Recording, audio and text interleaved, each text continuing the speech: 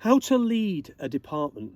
A great way to think about how do I lead a department is, in order to move quickly and easily, we've first got to be able to, I think there's three sets of acumens. Whatever role we're in, almost inevitably, it's very challenging. My role is to share the lessons of my 30 plus years of experience of running businesses, developing teams, leading turnarounds and assessing businesses for acquisition. My name's Rob Evans, and I hope you find this content both enjoyable and of great value. Whatever the department is that we lead, typically we will have an expertise specialism. So, if we run a finance department, an IT department, a HR department, a legal department, whatever the department may be, there'll be an area of specialism for our department.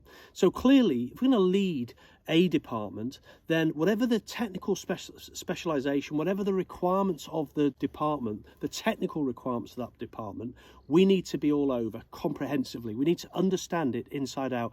We don't need to be able to do every single aspect of what's required day in, day out, but the better we understand holistically what goes on in our department, the technical aspects of the various roles, the likelier we are to be a successful leader of a department.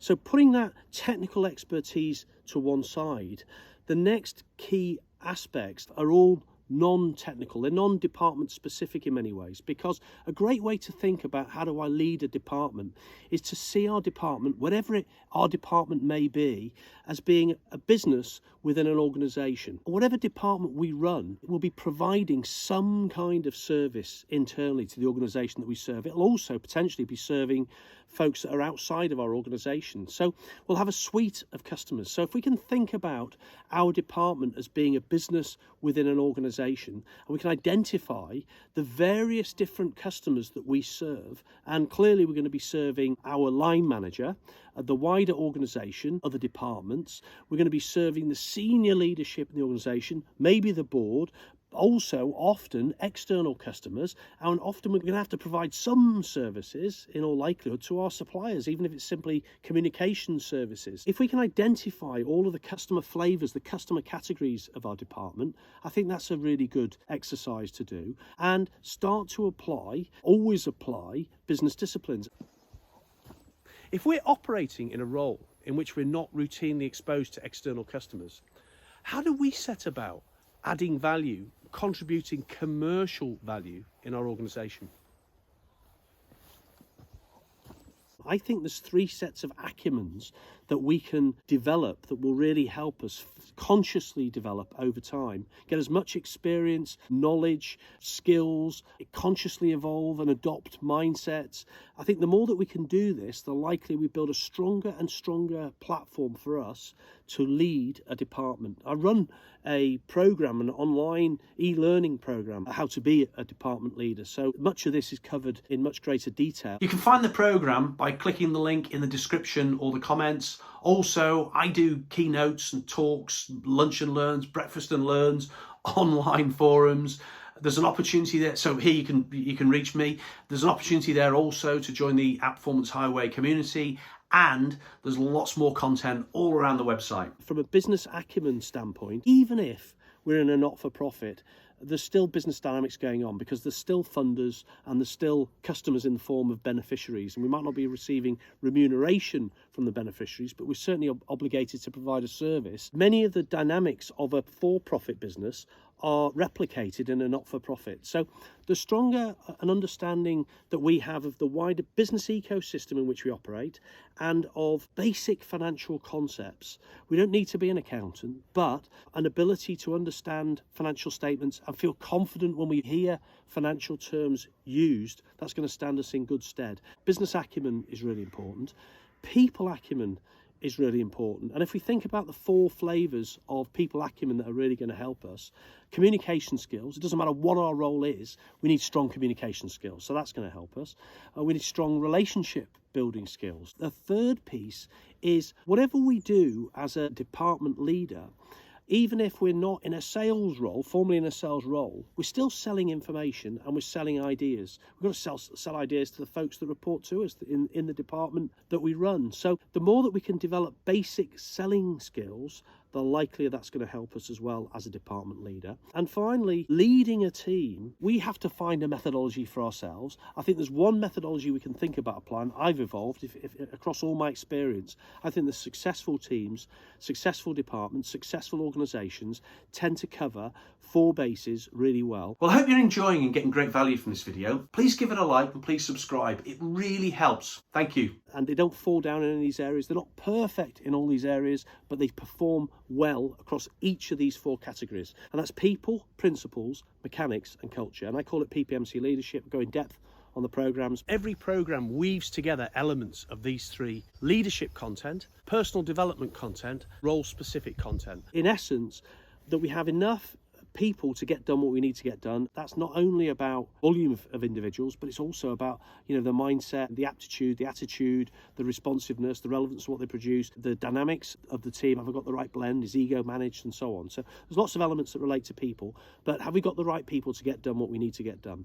The second piece is the principles. Are we clear what our department stands for? What we are seeking to deliver, for whom, what we want our department to look like, how we want people to view our department, and are those principles clear to everybody in our department? And do we as a leader, do we stick to them? Because if we're flip-flopping as a leader, it's very hard for our people to know where we stand. So I think that's really important. PPMC leadership is people, principles, mechanics and culture. What impacts are our people, our principles, our operating mechanics, and the steps that we are taking to nourish our culture having on culture?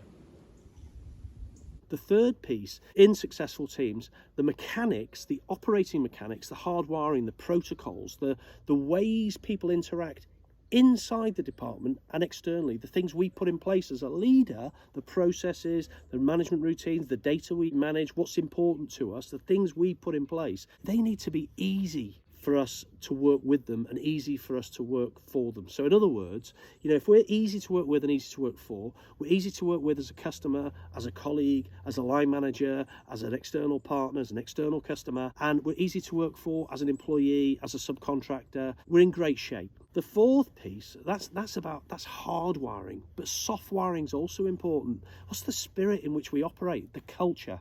The culture is the ways of a people. What are the ways of our department? Are our people kind? Are they helpful? Are they friendly? Is there a smile on their face? Do they enjoy what they do? Does it shine through? What type of environment have we created? The key question for culture is, are we as a team, are we as a leader, are we as an organisation, are we energising to work with and energising to work for? And I think we can never fully control a culture, because culture's in the eyes of the beholder, but also culture is affected by so many things. But there are many things that we can do consciously to move a culture in the direction in which we want to move it. Having a methodology for people leadership and being able to create and think very consciously about the teams that we participate in and the teams that we create can be really helpful and really effective for us. Having frameworks and methodologies helps us with organised thought, shortcuts to organised thought, make sense of situations, and that takes me on to what I call cognitive acumen. It's the ability to be able to stand back, analyse situations, understand quickly what's happening, and then be aware of the filters that we apply as we look at situations, and quickly make decisions and be confident and have the belief to go forward and take those actions. And cognitive acumen, a key part of it, naturally, is curiosity. We've got to be curious. The more questions we ask, the more we learn, the better we build relationships, the better equipped we become to spot recurrent situations. And if you think about the definition of agility is being able to move quickly and easily. In order to move quickly and easily, we've first got to be able to think and understand quickly. Cognitive acumen is the ability to think and understand quickly. It's the ability to see our thought processes for what they are. Self-awareness. These are the acumens that will help us. In summary, on how to lead a department, be completely on top of the technical aspects, and thereafter adopting this mindset of we lead a business within an organisation and we're going to apply business disciplines will really help us.